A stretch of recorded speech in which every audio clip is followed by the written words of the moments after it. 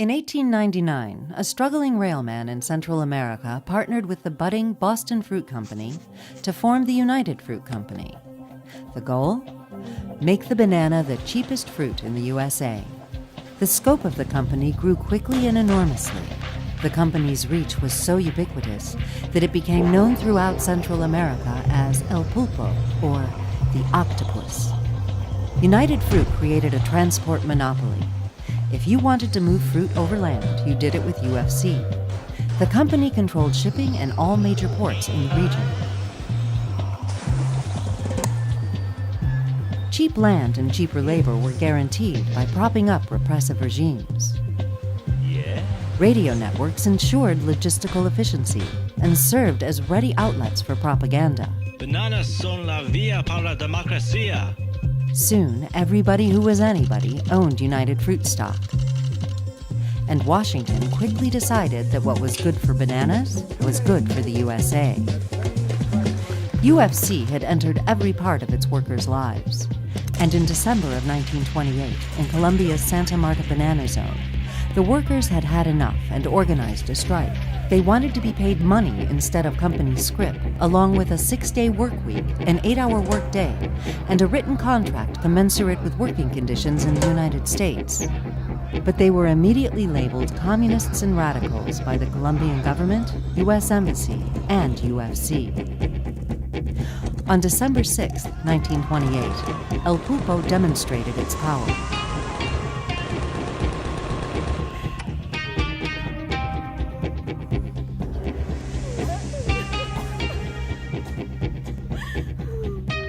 All of this was done with the full support of the U.S. State Department, as a Marine frigate observed the situation from the harbor. Jack, send this off to Washington. I have the honor to report that the Bogota representative of the United Fruit Company told me yesterday that the total number of strikers killed by the Colombian military exceeded 1,000. Food. It's one of the world's most recognizable logos. And now the banana giant Chiquita Brands is also the first American corporation to be held financially liable for human rights violations outside of the United States. In a case that sought to hold a major U.S. corporation liable for its links to human rights abuses in another country. On Monday in Florida, a federal jury ordered Chiquita Brands International to pay over $38 million in damages to the families of 8 Colombian men who were killed by paramilitaries that Chiquita funded.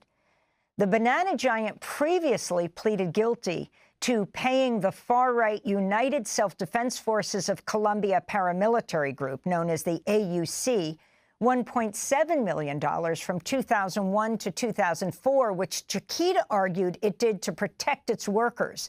The AUC has been found responsible for committing mass human rights abuses and murdering civilians from 1997 to 2006. Federal prosecutors argued Chiquita's support for the AUC was, quote, prolonged, steady, and substantial. This is Raquel Sena, widow of one of the killed farm workers, responding to the jury's decision. I'm never going to overcome his death. We want Chiquita Brands to acknowledge us because they're the ones who paid for people to get killed here. Miriam Castillo, whose son was killed in the banana growing region, says the decision helps all victims of the paramilitaries. They took my son, and I know he will not come back to me, but this decision offers some relief. We feel a bit more serene. This first trial represented just 1% of thousands of victims that are part of the broader litigation, and a second trial is expecting to start in a month. Court findings showed that the company was paying 3 cents for each box of bananas that was shipped from the country. Chiquita says that the payments amounted to extortion and were made under duress.